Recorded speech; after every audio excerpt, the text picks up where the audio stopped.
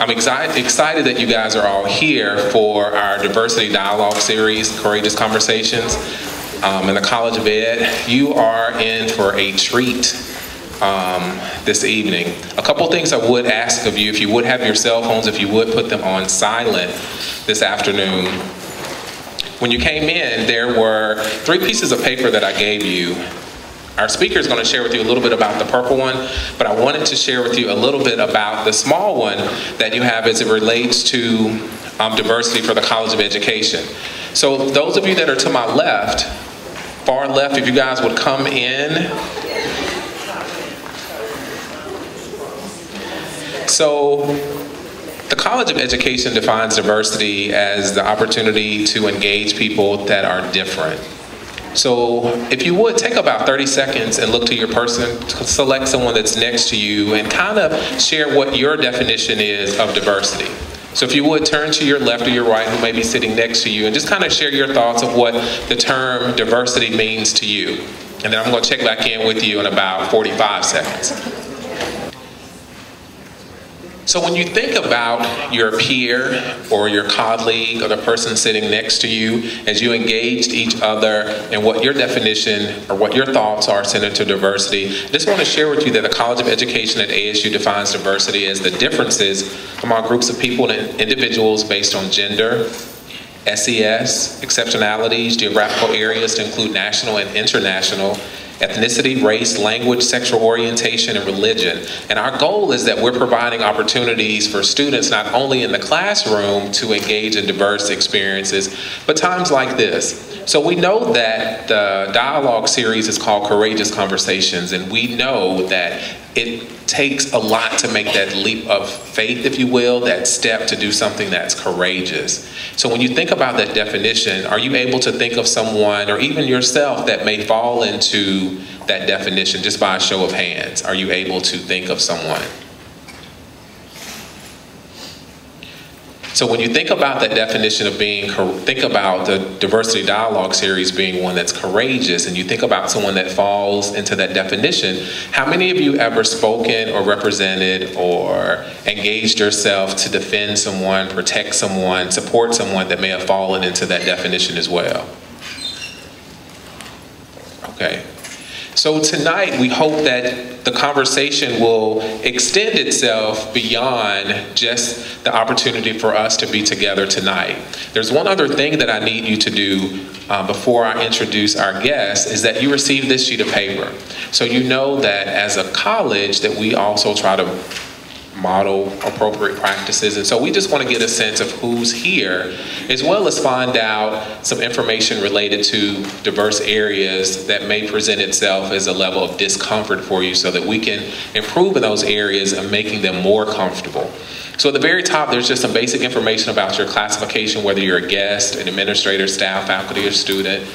If you're a student, if you're freshman, sophomore, what that classification may be, your gender, and how you identify, whether it's male, female, or other, and then your race and how you identify, and if it's something other than what's listed, if you would list that for us. And then at the bottom, there are several different areas that we define that we're trying to do a better job in as a college of diverse areas. So on the left side of this paper, there's different areas. So ask yourself, when I think about, let's look at number 1, age.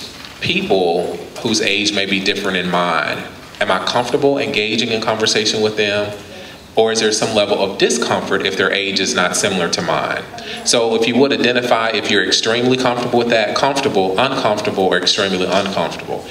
What I want you to do is just use that automatic thought. So as you look at the list, check the one that's closely related to you without doing too much pondering. Because when we ponder and think too long, sometimes it may not be a true assessment as it relates to what that automatic thought may be. For example, how many of you ever heard your teacher to say, always go with your first mind when you're taking a test? There's some truth to that, because typically that's the more correct response in line to who you are.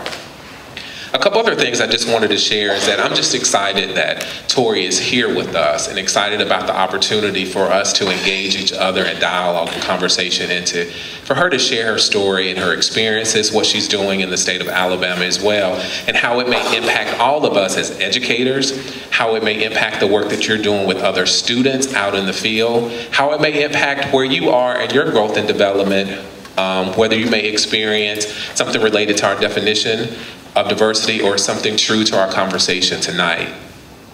I'll share with me the last speaker that we had with a visual impairment talked about her journey. And one of the things that I learned that I shared with the group is that my brother lost his vision about 3 years ago in his right eye.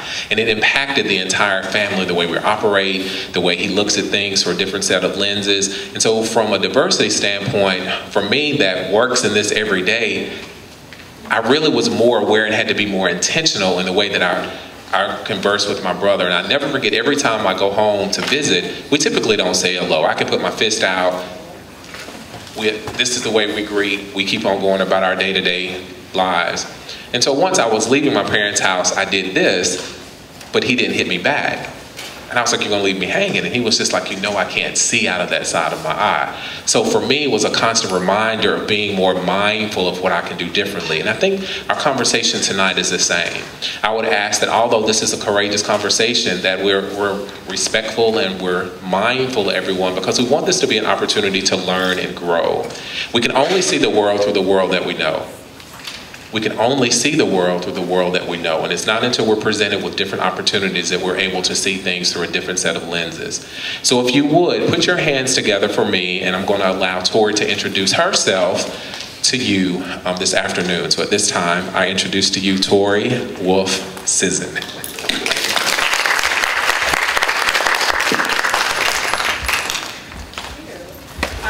Good evening, all. I'm going to slide up on here and sit here so I can see you. My name, as he introduced me, my name is Tori Wolf-Sisson. I adopted half of my name when I was married, and part of my story is that I'm one half of the first lesbian couple to be married in the state of Alabama. Down the street on the probate steps, like we were right there, we spent the night. I guess a little bit about myself before I go into it is I'm not originally from the state of Alabama. If you can't tell by the way I speak, I'm not from around these parts. I'm from Las Vegas, Nevada. From Las Vegas, I traveled to Dallas, Texas. And from Dallas, I came to the illustrious Tuskegee University.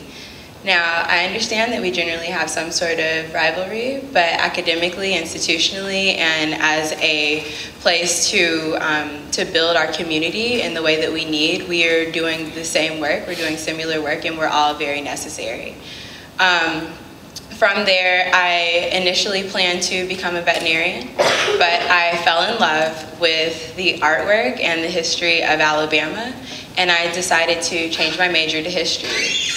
Somehow in that space, I realized that what I knew about myself from all the AP classes I had been in and from all of the different places that I had lived is that I was not being represented by the organizations and institutions that I was speaking so highly of. So for example, the Human Rights Campaign, right? The Human Rights Campaign has nearly 2 million supporters who are supporting financially. And if you've seen the equal sign, the blue and yellow equal sign on the back of anyone's car, those people are also supporters of the Human Rights Campaign. Now, I used that tool of the Human Rights Campaign, HRC, to come out when I was 14.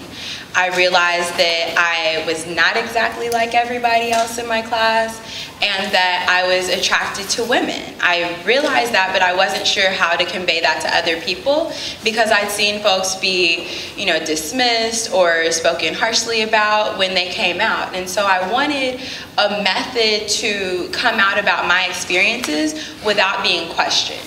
And so hrc.org had this really awesome coming out resource guide, and they would send you 25 coming out guides, 25 stickers, and a little bit of information about what it was to be a member of the LGBTQ community in your community, but also what that meant politically. And I started to, so by the time I get, this is at 14, right? This is 2004. I'm 25 now. When I got to Tuskegee, I realized that there wasn't a huge LGBTQ community, and I know that it's in your purple sheet, but I'll just go through the acronym for you.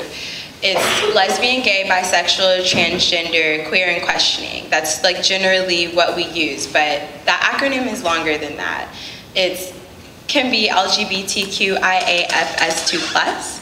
And so generally that's lesbian, gay, bisexual, transgender, queer, questioning, intersex, asexual, fluid, two-spirit, and pansexual, polyamorous. I believe I've covered it all. If I haven't, please someone correct me.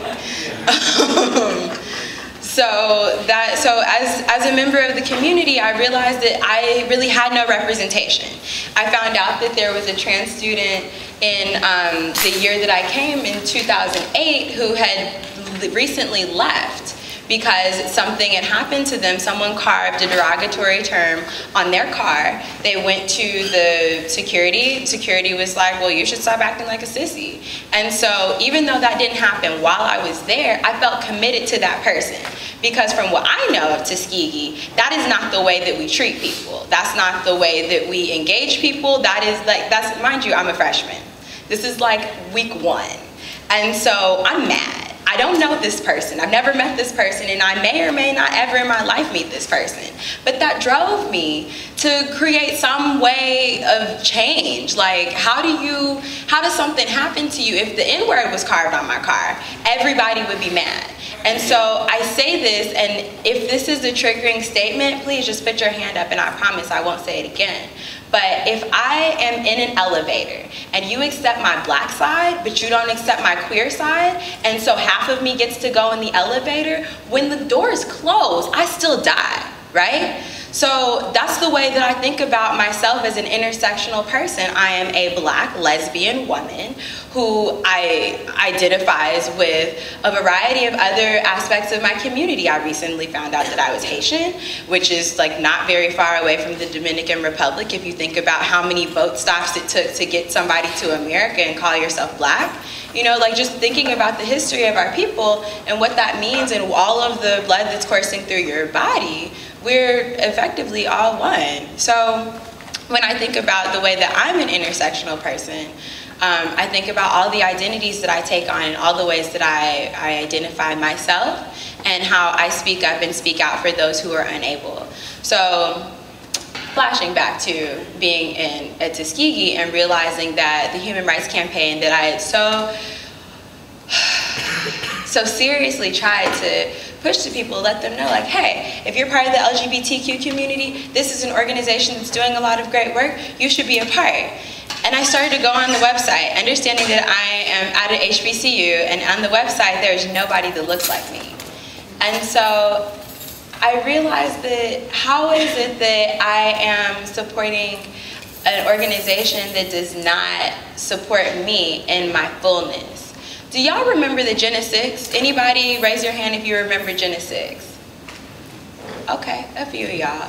Do y'all remember when there was that push, like, don't get gas on Friday or something like that? Do y'all remember that? Okay, well, during the time when Jena 6 was like super big in the media, there were several pushes. I remember I was in high school and they were like, don't get gas on Friday. Let's see if the black community can change. If you can stop getting gas, don't go shopping on this day. Don't go out, don't spend a dime on this day.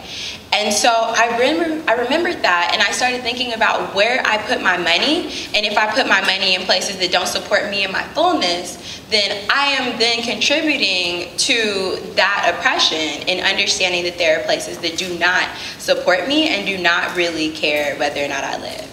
And so I got the opportunity last summer to go to a mixer in Birmingham for the Human Rights Campaign. And my wife and I sought out the president of the Human Rights Campaign, and I was like, hey, so I've been donating since I was 14, and I don't see anybody that looks like me. When is that going to change? And so we had a press secretary at the time who just somehow was heard part of this conversation and comes out and whips out this coming out guide for African Americans. And I'm like, okay, cool. So where's the one in Spanish? And so he like whips out another one in Spanish. And I'm like, okay, so where's the one in Mandarin? They're still working on that one. But the point is that they were there, and they understood and recognized that there are things that need to change, and that if you don't change with the times, you will definitely be left behind. So in the work that I do, a week later, I got a phone call and a few emails that said, we're looking for a field organizer and a faith organizer. Which one do you think you can be? And so, though a very spiritual person, I felt that my place would be more working with people in the community. And so that is what I do. I am the field organizer for the Human Rights Campaign in Alabama. Part of my work is I have the opportunity and the privilege to talk to amazing people like yourselves. And I also get to go to the State House and, bless you, and talk to some of our representatives. A few weeks ago, I was in DC, and I had the privilege and honor of speaking with Terry Sewell, who is like the most down representative you can ever be in the presence of. And so not only am I working with communities, so what would my work look like if I was just here at ASU's campus? A few of you have experienced what my work is like. Coming from an HBCU, I understand that it's a little different here than what it would be when I'm on UA's campus. So it looks like looking for people who are interested in doing work that is related to the LGBTQ community. Those may be allies, and though this is on your purple sheet, I will explain. Allies are folks who are not necessarily a part of the community that is oppressed or discriminated against, or whatever. But there are people who understand that as humans, we all need to speak up and speak out for each other, because your words as an ally may be heard a lot louder, and people may be more receptive to you as an ally than they may be to me as a person in the community. And when people say things that are negative, those words may not be as harmful to you as they are to me, because they're talking to me about me. Does that make sense? Okay, cool. So my work would be, I would come to campus and I'd be like, hey, so I'm Tori from the Human Rights Campaign. Is there anybody that wants to do some work around LGBTQ issues? Now, does anybody here think that there are issues facing the LGBTQ community? Is there anyone here that thinks that there are issues facing the LGBTQ community? Okay, cool. So that's like a few of you. So let me tell you, so currently in the state of Alabama, people who identify as LGBTQ can be legally fired, you can be legally kicked out of a restaurant, you can be legally kicked out of a hotel. Legally, this is totally legal. Fired, kicked out, you can be evicted from your apartment. You can, like at this point, even though marriage equality has come, there are spaces that are not affirming, and so if something's wrong with my wife and she goes to the hospital, the doctors or the people at the front may say, I need to see your marriage certificate to make sure that that's real. Now, of the married folks in here, do any of y'all walk around with your marriage certificate? No, no, right, because why? So these are things that are currently legal. And so when we talk about LGBTQ rights, oftentimes people think that we're asking for special protections. What people don't often understand is that we don't have the same rights as everyone else. So an example would be in a restaurant. We could be at a restaurant, let's say it's an Italian restaurant, and we're sitting down being all cute and cozy and like, oh, I'm so glad to be out on a date because life is hard and we generally don't do this. And so the waitress will come up and say, would you like water? Oh, yes, I would. Water, no lemon, no ice. Okay, oh, are you guys sisters? No. Cousins? No. Friends? Sure. And then she would come back and she would have our waters, and they would both have ice. and there would be like 6 lemons, and we'd order like, oh, I want eggplant parmesan, and she'd say, oh, I want spaghetti with meatballs, and she'd say, oh, we don't have any marinara sauce. We don't have any pasta. And so we would look at each other and say, oh, okay, so we're being discriminated against. Okay, cool, and that is legal. Or we could be at a hotel, we could go to, I don't know, what's down the street, the DoubleTree. And we're like checking in, and she could come downstairs, hey, I forgot my key. Oh, for what room? 203. Okay, it says that it's registered to a Tory assistant. Right, yeah, that's my wife. Oh, is it possible for you to get her downstairs? Sure, yeah, what's up? We can no longer accommodate you. That is legal, y'all. Like, that is legal. And so it would, like, it's not the same way that, and I know sometimes people say, like, you know, our movement is similar to the civil rights struggle. It is similar in ways, yes. Identical? Absolutely not. Were there people being killed? Yes. Are there people being harassed? Yes. Do people get beat up? Absolutely. Like, what is it now? We're at 23 trans lives that have been taken, and primarily these are trans women of color. We don't really hear about our masculine trans folks because sometimes they may not identify. They may not identify in that way verbally. They may not tell us that they are trans men, but we understand that the way they present themselves in the world, they are treated as such, and they face discrimination in that way. I know y'all have your purple sheet, but does everyone know what I'm talking about when I'm talking about trans people? If you say, you can shake your head no, I feel. Kind of, sort of? Okay. So a person who is, and you can correct me, a person who identifies themselves as transgender is generally identifying in a way that is not necessarily the way that they were, not the sex that they were assigned at birth. So when you're born, they like look at your parts and they're like, oh, it's a boy, it's a girl, or sometimes when I mention the I in the LGBTQIAFS+ group, intersex, right? Because we live in a patriarchal society, men's lives are valued more than women's lives. So if a child is born and is intersex and has both parts, oftentimes they will choose male. And so that, like I said, we live in a patriarchal society, and that is just where we live right now. At some point in life, I hope my life, it will change, but this is where we're at. So, so the way that you are assigned at birth is sometimes not the way that you identify or that you recognize yourself to be as you grow. And so what that looks like, sometimes that is sexual assignment surgery, but not all the time. Sometimes that is presenting outside of the sex or gender role that you have been assigned. And so that process it's hard on both people. It's hard on the folks that you're presenting to, because sometimes they're not with you and trying to understand that. But when you have to recognize that in yourself, in a society, in this society that we live in, it's not easy, because you, one, have to identify as, okay, wait, this is how I've been assigned, this is how people respond to me, this is what people look at me and see, but this isn't what I see, this isn't what I feel, and this doesn't align with me.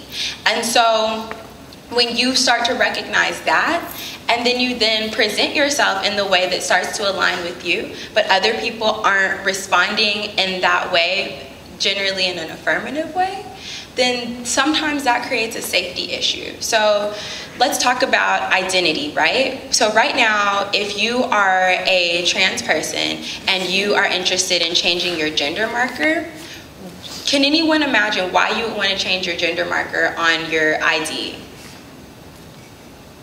I'll tell you. That is one reason. So if I get pulled over, y'all know that Black lives are currently under attack and have been for quite some time. If I get pulled over, and my name is Tori. Tori is pretty ambiguous. Like, you have no, Tori could be a boy, could be a girl, could be whoever, right? Now say my name was Brianna. Brianna is straight up pretty feminine name, right? My name on my ID is Brianna. However, I'm dressing like Brandon, I'm presenting as Brandon, and everybody in the car knows me as Brandon. The policeman comes over and is like, let me see your license registration. I show these things, and the next step is, Brianna, you need to step out of the car. Whoa, whoa, whoa. Why am I stepping out of the car? Oh, because you're impersonating someone. Because this can't be you. And so then we get into a very unsafe situation. Because why should I have to explain myself? And two, how do I explain myself when we're in this space where terrorism is all the rage and people are scared? So this policeman may or may not be scared, may or may not just be messing with me.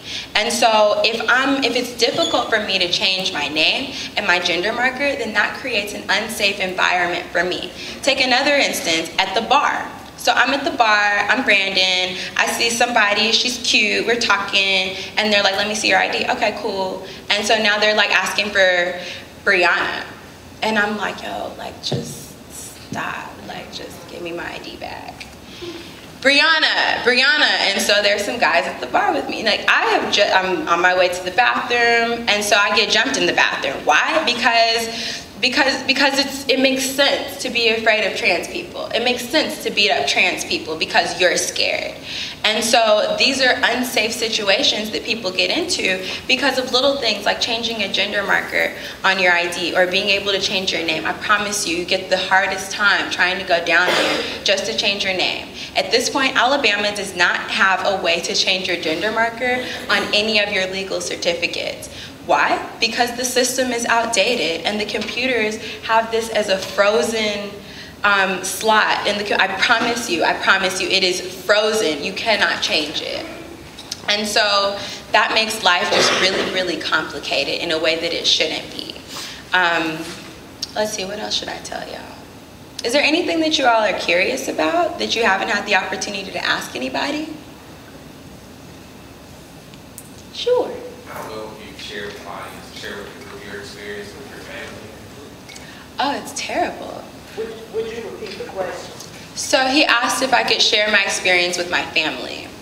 So I came out at 14, right? I was in Las Vegas, Nevada. I went to an Advanced Technologies Academy. There was 1,000 of us at school. It's great, super liberal. There's like, billboards with all sorts of things, y'all. And I started my coming out process in high school. First I was bi-curious, then I was bisexual, and then I was like, okay, y'all, none of this is true. I'm a lesbian, and I like ladies. And so when I moved to Texas, my mom was sick, and I needed to live with my family members, my extended family. And so my mom was she was in a nursing home, and I shared with my mother that, Mom, I like ladies. And so my mom's response was, oh, I've been to Amsterdam. I know, girls like girls, boys like boys, girls like boys, boys like girls. Cool. Not. So on my way home, and so just picture this, I'm driving a stick shift, this is my first car, I'm trying to figure out how to get home in a new place, and my phone is like exploding, everybody is calling me. And so I finally figure out how to get in second gear and answer the phone at the same time.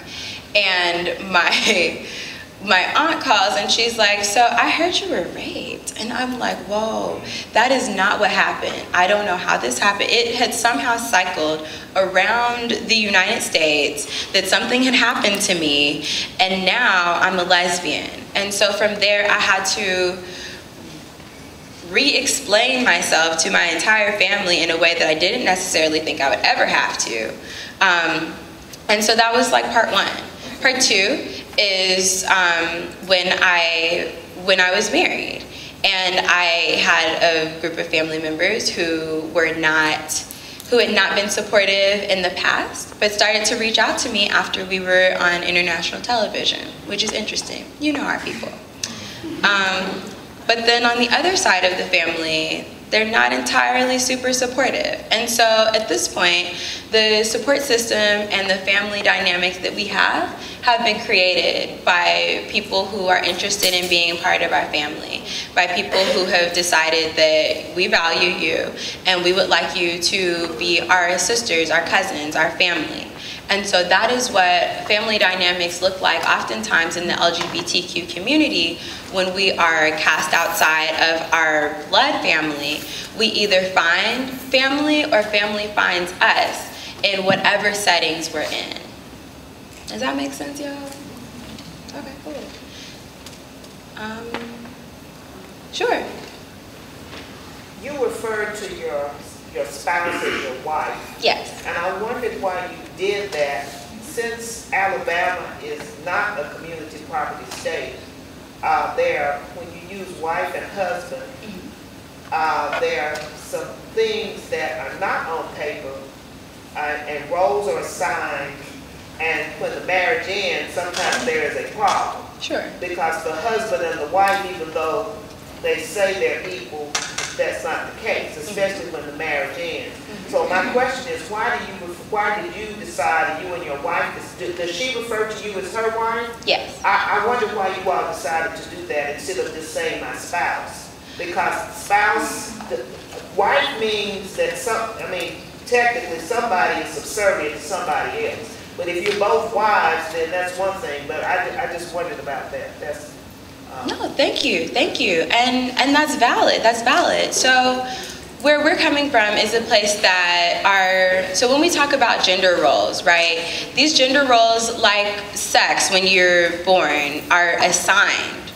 And so when we're thinking about the way that we live and interact and engage with the rest of the world and society, we've taken on the decision that we choose. No one assigns anything for me, right? Like, y'all are looking at me and I've got free-form locks, right? My hair does exactly what it wants to do. Regardless of what y'all are thinking, what I'm thinking, it just does what it's doing, and this is what it's doing right now. And so, like, for me, like, I do what feels good to me. When we're little, we tell our kids, you know, like, if it don't feel right, it's probably not right. So anything that's been assigned to me that doesn't entirely feel right, I haven't gone with it. And so when I call my wife, I call her my wife because we're on the same playing field and that she's also a woman. And I understand that sometimes in same gender relationships, because we haven't really had an outline or a definitive way that we operate in society as two people of the same sex, that we have to create that for ourselves. And even though we're in a compatible relationship, and there are some things that I do and some things that she does, and some of those may, in the traditional sense of roles, may be considered masculine or feminine things. There's still, like, for example, I'm going to open the door for her, but I have a problem taking out the trash. And so opening the door is considered a chivalrous act, but taking out the trash is also considered a thing that men do, or a masculine thing. And so understanding and recognizing that we're both women and that we both have our feminine attributes and respecting those, I respect her as the woman, the very strong woman that she is, especially to deal with me. And she too recognizes that in me. But when you say common marriages, so we're legally married. We're the first legally married couple in Alabama. I'm not questioning Okay. if you're married or not. No, I'm just saying that traditionally in a marriage with persons of opposite sex, one is a husband and one is a wife, and even though they're supposed to be equal, that's not the case. Right. And so wife indicates less equality than husband, and that's why I wondered why you chose, but since you're a wife, then it's the same thing. But you see where I'm going with this? I do. That even though the law says you are equally yoked, that's not the case if you are a man and a woman married, because many people don't find that out until the marriage ends, and then they find out who has the power and who doesn't. Right. And that's why I asked that question. Yeah, no, I feel, and amazingly, I think that we're doing a really good job at breaking down some of those barriers of the society, capitalism, white supremacy, patriarchy, a lot of the things that we realize that are problems in our society. I think that we, our generation, and the folks that are coming up, well, I guess behind us or during us, are working on. There was someone over here that had a question too. I hope they didn't leave. Was it you? Oh yeah, I do have a question. Yeah, what's up? I want to ask you, after you got married, how did your family react to it? Like, they treat you any different, or? Some parts of our family identify and recognize that we are a married couple, and they've just like embraced us. Primarily, it's our chosen family who has been super supportive. So you find yourself like more distant with your immediate family now? I guess not more distant than we were before, but before there was like a gray area, like you can always come back, kind of, with stipulations. Now it's like, oh, you can come back by yourself, without anybody else. And that line is very clear. It is just very black, and like we're not crossing it. Anybody else have a question? Tori, how do you do your approach from a spiritual standpoint? What do you say to encourage someone dealing with it from the Bible? So because I was in a way. Could you repeat the question? Oh, so she asked, how do I deal with people when they talk to me about the Bible, or how do I respond when people try to go like verse for verse with me? So I was not necessarily raised up in the church in the sense that I went every single Sunday and Wednesday and all of the days, but I do have in some way a spiritual upbringing in the Christian church, but from what I said, what feels right to me is an expanded version of spirituality. So because I'm not, like, I haven't memorized all of the clobber passages, but I know them when I hear them. And when I say clobber passages, that's with air quotes. We call the passages that people try to like beat us up with, those are the clobber passages. Like if you can imagine someone clobbering you with the passage, that is it. And so I haven't memorized those. I know what they are when I hear people saying them to me. Like when they start off with the first few words, I'm like, oh, I remember that one. I know where you're going with this. And so I say that the way that I see God and the way I interpret God is through love. And so all that I see, all that I feel, all that I am, and all that I operate in is in a message and an operation of love. And so if it's not that, I don't go there. And when I just kind of listen. I let people talk about themselves and talk about the ways that they interpret their divine spirit and how they interact with God themselves. And I just let them know, like, I love myself. And in loving myself, I understand that the highest way that I can love God is to love myself, because I am a creation of God, period, point blank.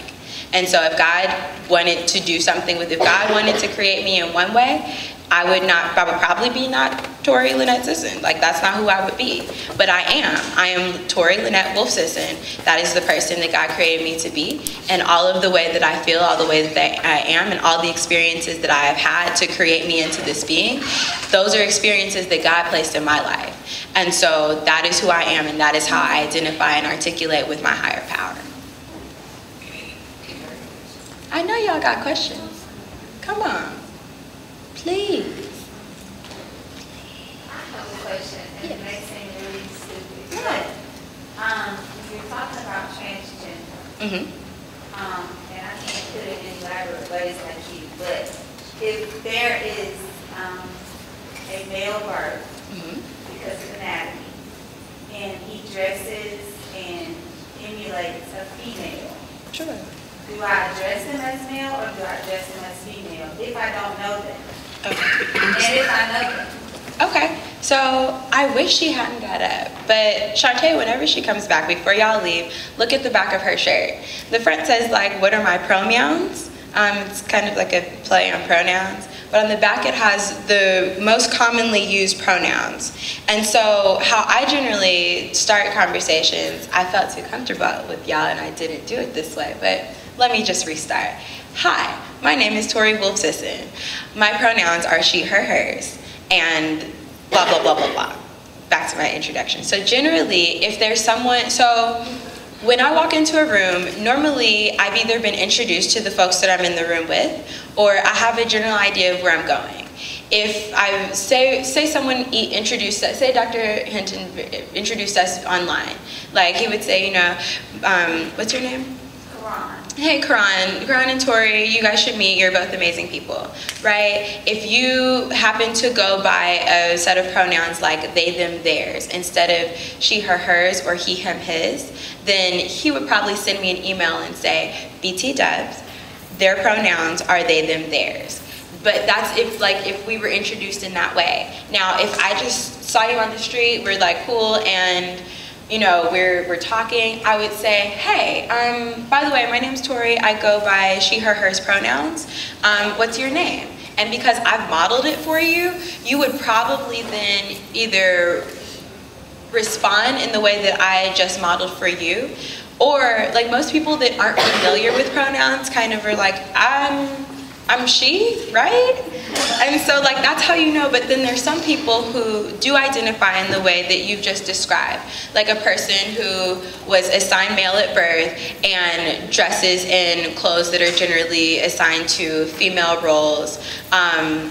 If I'm talking to that person, right, and I'm like, you know, my name is Tori, my pronouns are she, her, hers, if that person identifies with another set of pronouns, they will definitely, oh yeah, thanks, my name is Simone, and my pronouns are she, her, hers, or they could be they, them, theirs, or they could be he, him, his. It's not safe to assume, because if you assume and you're wrong, then everyone feels bad in the room. But if you just start off with identifying who you are, that person will feel comfortable to let you know how they want to be identified. You don't identify for someone. What is they, them? Okay, so there's a few pronouns now, right? So because we're getting to a place, can you model your shirt, please?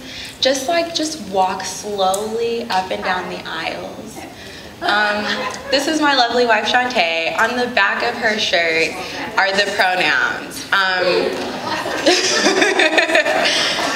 So I'll explain while she's walking. So Z, here, here's, is a so non-binary pronouns are Z, here, here, they, them, theirs, and there's a few others, but those are the two that people generally use. And so why people are choosing different pronouns are, so say I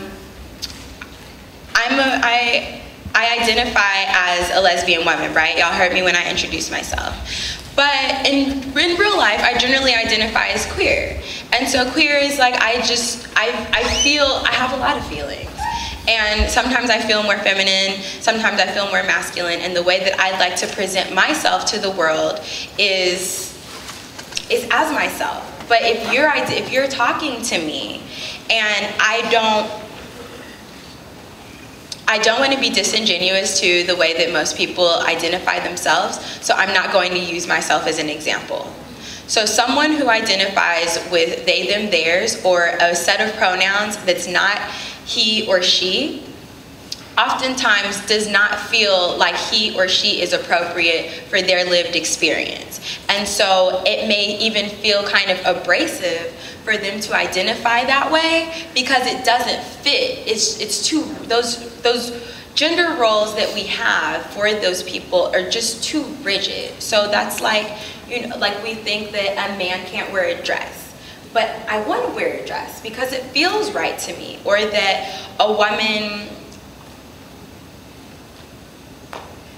can't take out the trash. I couldn't think of a better one for that, y'all, sorry.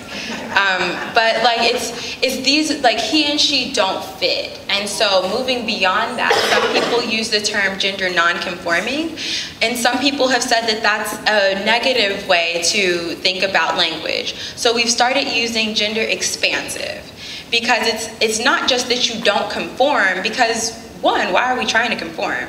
But expansive in the sense that this label just is not big enough for me. So sometimes they, them, theirs is the set of pronouns. So when you hear someone say like, I'll take Meta for example. If Meta says, well, Tori, I'd like you to address me with they, them, theirs pronouns. When I'm talking about Meta, I'll say, I'm going to Meta's house and I will see them there. They are walking across the street and we will see Meta when they arrive, instead of using he or she. That is the pronoun. Z, here, hears is, so Z is Z instead of he, here instead of her or him, hears instead of his or hers. So that's your possessive. It's not easy when you, like, looking at it on a piece of paper and starting to like do your conjugations the way you would do when you're learning another language makes it a little bit easier to keep in your mind. But when we think about language and when we think about folks that are using different pronouns than we're accustomed to, on one end it's easy to say, well, this is hard. This is just hard for me and I just can't. But when we open up our mouths to speak, we're taught that we're supposed to think before we speak.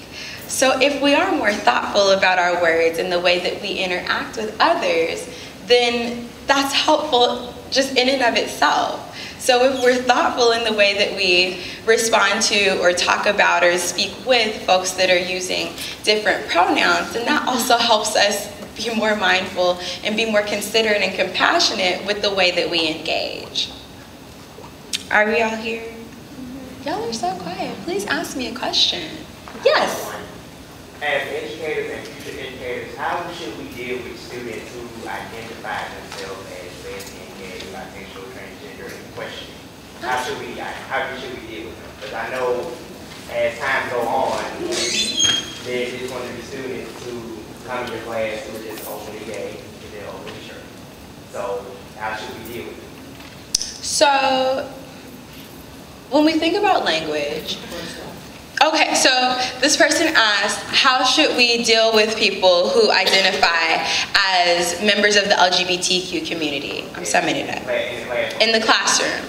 And so for starters, I'd say that when we think about language and the way we engage, we don't deal with anybody. I mean, we engage them, we communicate with them, we accept them, right? And so our goal is to make everyone in our classroom feel comfortable.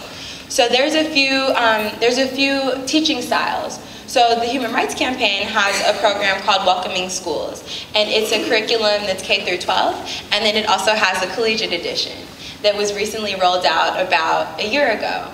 And so that includes, like, so for example, in the past, when you're talking to a group of students, you'll say, all the boys stand up and all the girls sit down.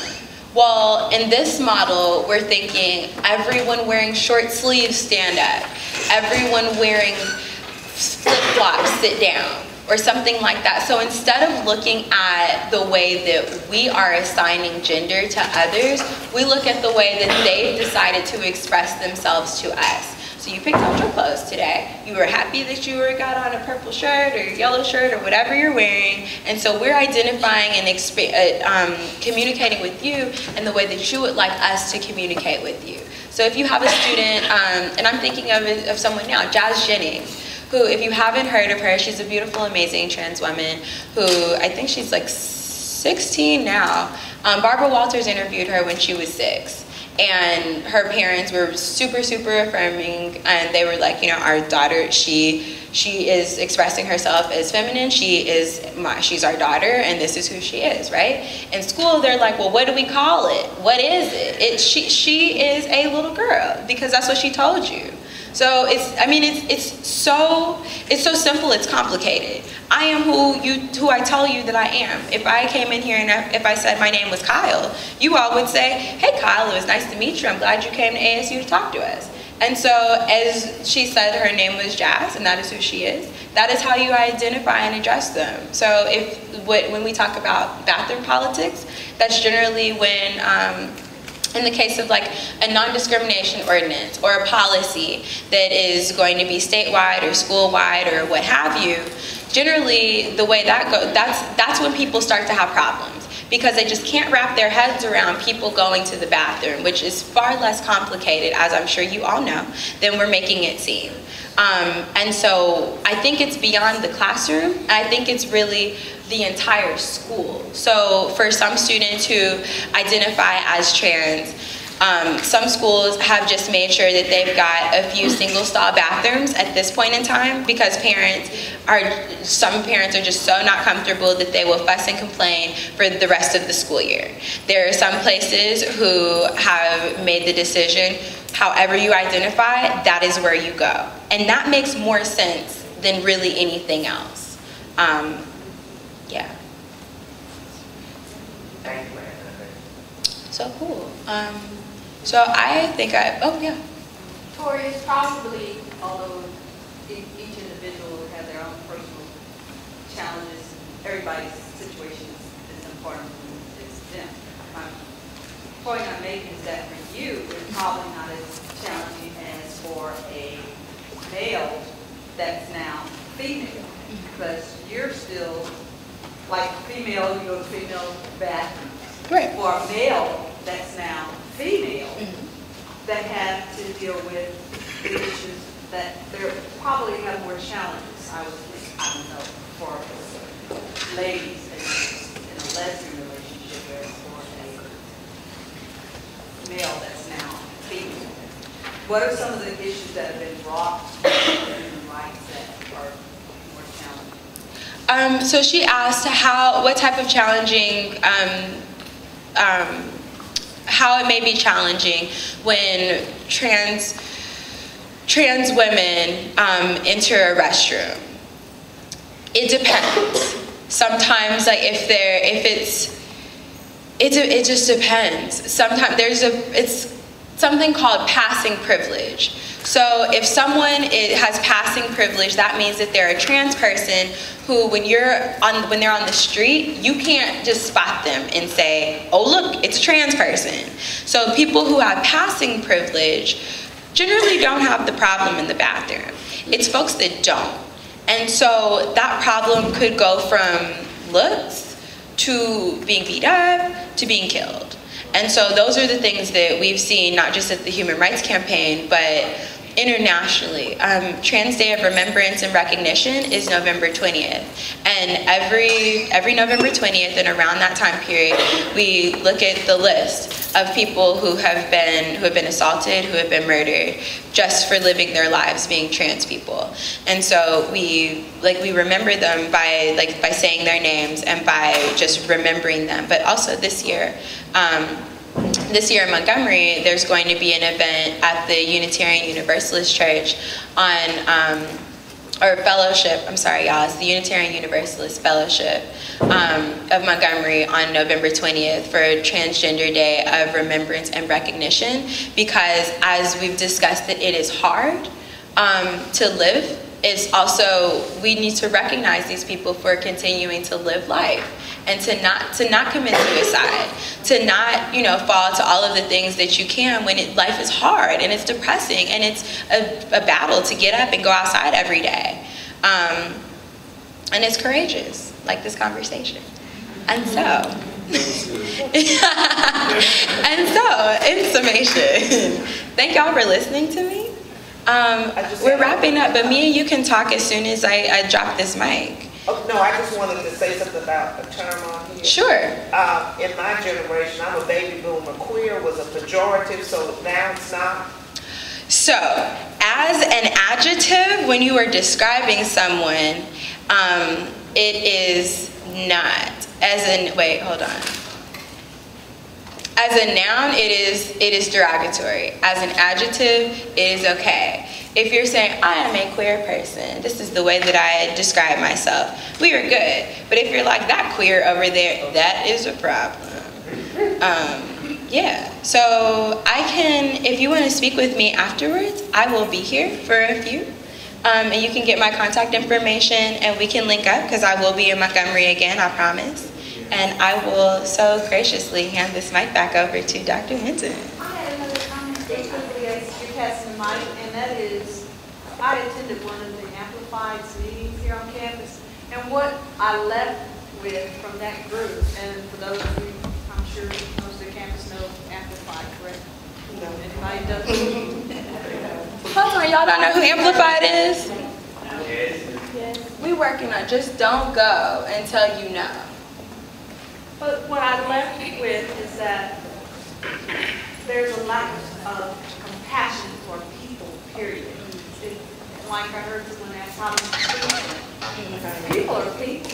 And how do you treat me when I walk in wherever I am? Because, you know, we got too many perceptions and attitudes. Just be yourself and they be themselves. And what really concerned me was that our Amplified members are isolated in the fact that there's nobody that they can really turn to that they feel like as a majority just care about them as people. Sure. And so, you know, I left there and I've been prayerful because I don't want anybody to commit suicide because of the way they're treated. And believe me, we can't assume that people don't have that on their mind because of the lack of support. And because something Hope said, did I wake up wanting to go through the challenges that I go through in life just for me? I wouldn't have chose this on my own self. So that made me more sensitive and mindful, which I should already know and do, practice. It's just the love. The Bible only requires one thing. We love our God and love man like we love ourselves. Then we can hang up the rest of the Bible. So just love. Just walk in love. Miss Maggie, you just did it all. Like, that's all we want. I will say that there are two people in this room that I know for sure that are safe spaces. Dr. Morris is here. Morrison is here. And Dr. Hinton is also here. So if anybody has questions, comments, or concerns about their identity and how they identify themselves, and we also have members of Amplify members. If you would mind, raise your hands, please. Thank you. Yes. Can I just pass the mic down? Okay. So Caleb, please speak up. Yes. So I apologize, everyone. I'm sick, right? So it's really hard for me to project my voice as well as I normally do.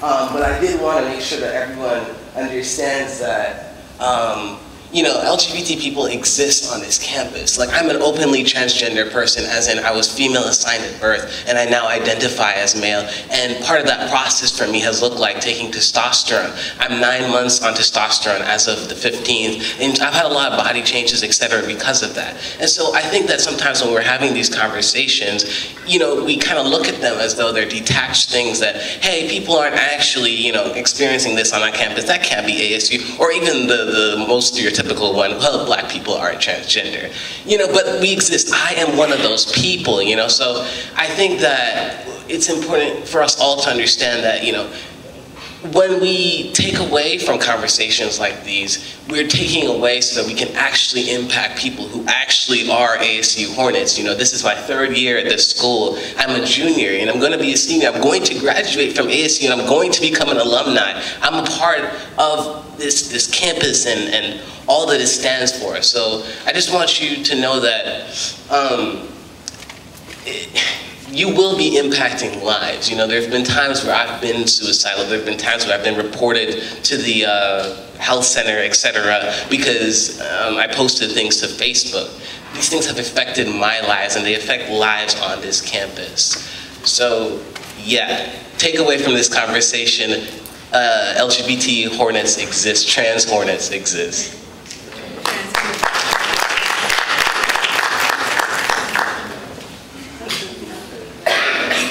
So I guess before I turn the mic over, I'd like to thank all of you for being here and experiencing this conversation, because the more you know, the more you grow, and the more you're able to take that into your everyday lives, and to be sure to treat people with the kindness and compassion that you expect from yourself and from others when they engage with you.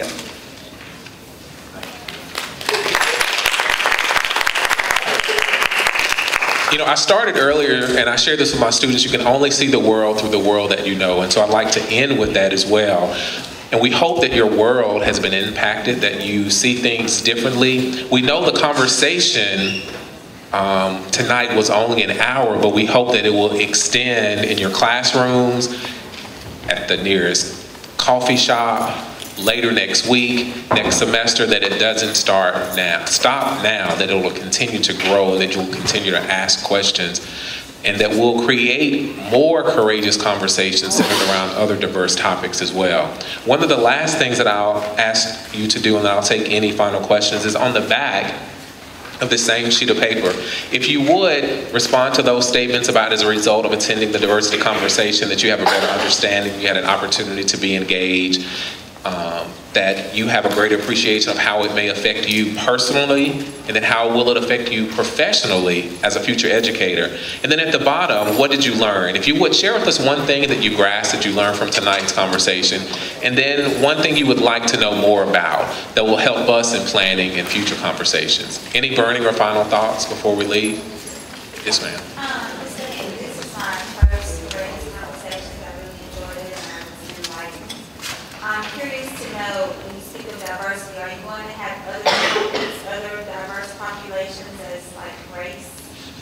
So you bring up a really good question. What was the question? The question was other topics related to diversity in the future. So our next conversation will be focused on some of our international students on campus as they share their journey of what it was like, or what it is like being on campus as an international student, as well as one or two that have identified as having a disability. And in the spring, we take the assessments of what we learned this semester to find out what students want to know more about, to look in other areas. So, you know, last academic year, we looked at disabilities, we looked at religion, we looked at the LGBT population, we looked at a gamut of areas as it relates to our definition. And so we're trying to be more intentional this year based on the feedback we got last year. And so that's really important to us. And students being able to have an opportunity is what we learn to ask more intimate questions and do some things differently than the way we did last academic year. So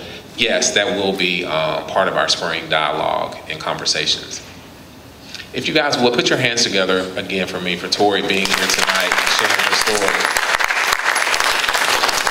We're going to take one or two other final comments as you guys complete your evaluations, but I just want to say thank you for being courageous enough to be here tonight and being a part of the process. Hope? Hey everybody, I am Hope, your local transgender comedian. I'm just kidding. So basically I wanted to leave you guys with two things. Don't leave this room being a fair weather ally. What does that mean? That means do not leave this room enlightened. Do not leave this room feeling like, oh my God, I've gotten something on my chest, and then flip the switch as soon as you get to the stoplight. There are so many people that are here because I had to do it for a class. I'm just here because I don't really want to talk about these faggots. And I mean, that's okay. Like, it's not okay, but it's definitely okay because that's the culture, that's what we grew up in, that's what we are acculturated to. You're gonna walk out and you're gonna be like, dude, I had to go sit there and listen to these gay people talk about this stuff, I don't care. And that is fine. But leave understanding that somebody is going through something. Leave understanding and knowing that it was more than a meeting to force the gay agenda on you. Understand that this is a message to let you know that things are happening. Because when I first attempted to start a GSA, literally, I got so much backlash from my group on Facebook, who was really supportive of me my freshman year, and some of them are still here. But that was the only thing that I got a negative comment about, which was, why do we need a GSA? Gay people don't get bothered on our campus. And that made me feel some type of way. And I asked them, I was like, well, are you gay? Do you identify? Do you know that just last week my towel was stolen out of the bathroom when I was taking a shower and I had to walk down the hallway naked? Do you know that? And so many people were unaware. And they were unaware because they didn't care because they were not gay. And so I'm not asking you to make it your business to go around and fiddle and become the greatest LGBT ally that you can possibly become, but I am asking you to keep your eyes open. Understand the difference between somebody who is uncomfortable and somebody who's being a bigot, and have the courage to report it. Because a lot of the time the LGBT community is asked to be the bigger person.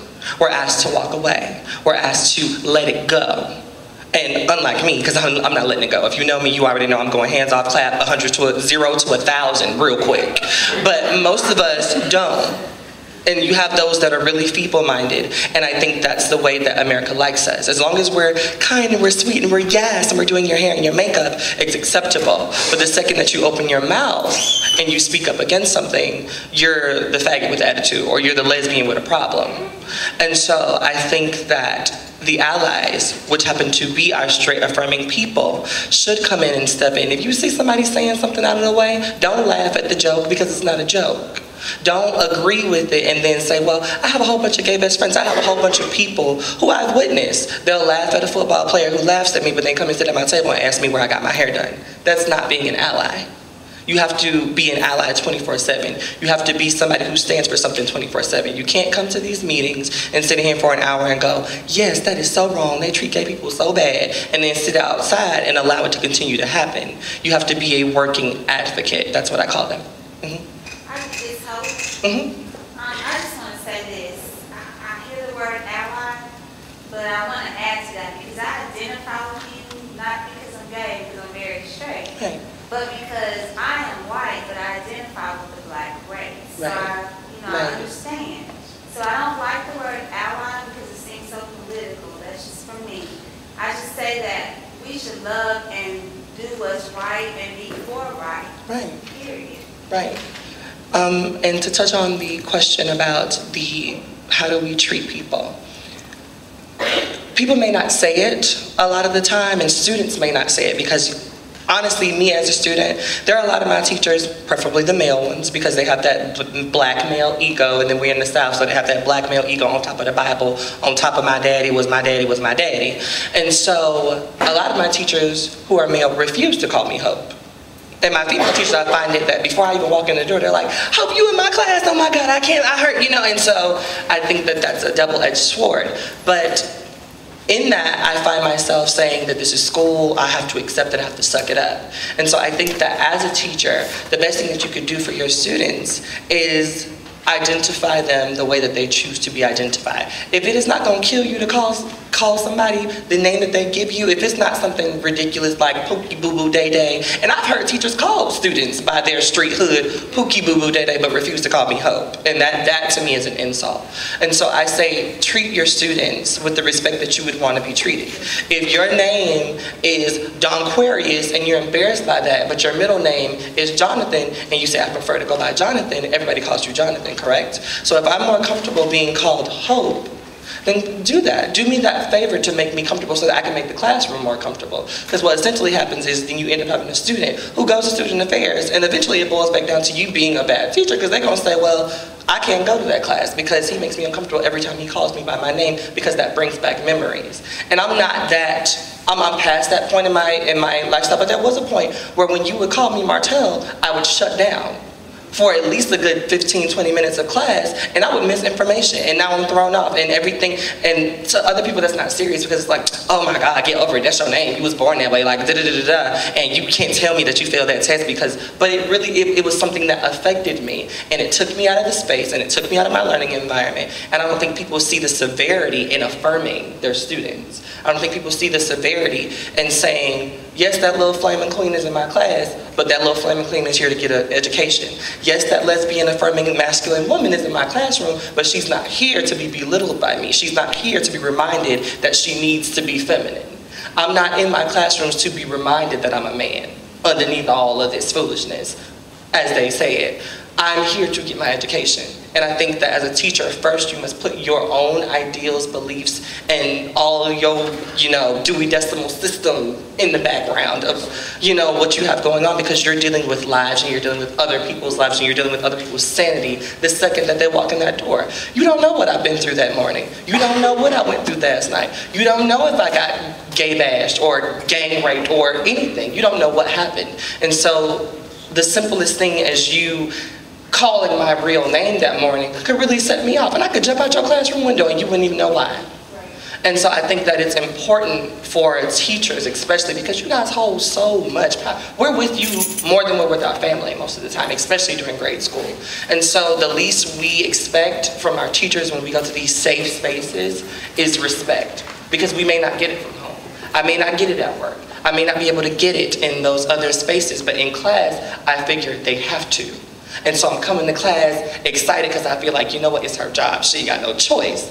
And then when you step out of that not having the choice and you remind me that you're just like everybody else, now I'm back into my depression. And now I go back home. And now I go back to work. And it's a never-ending cycle. And so I think people must remember how much power they have, even if you feel like it's something as simple as just reminding that person that, you know, I'm here with you. I may not understand you, but I'm here with you, and I respect you. Because that's all it is. We're not looking for you to accept. We're looking for you to respect. Because I don't need you to accept me for me to have sex with my boyfriend, because I'm going to do that. I'm going to do that regardless. The same way you're going to go home and have sex with your husband, and the same way so-and-so is going to go do what he do on the football team with all the girls. But I need you to respect the fact that I respect you enough to come here and give you your peace of mind and give me mine. And I think everybody should leave with the idea that if we all minded our own business, and we all realize that this person don't take money from me, they not hurting my children, my kids, my family, I'm good, we good, everybody good, that we be all, I think that would end the problem. Like Tori said, it's so simple that it's hard. It's so simple, and I think in the Black community, our problem is we can't mind our own business.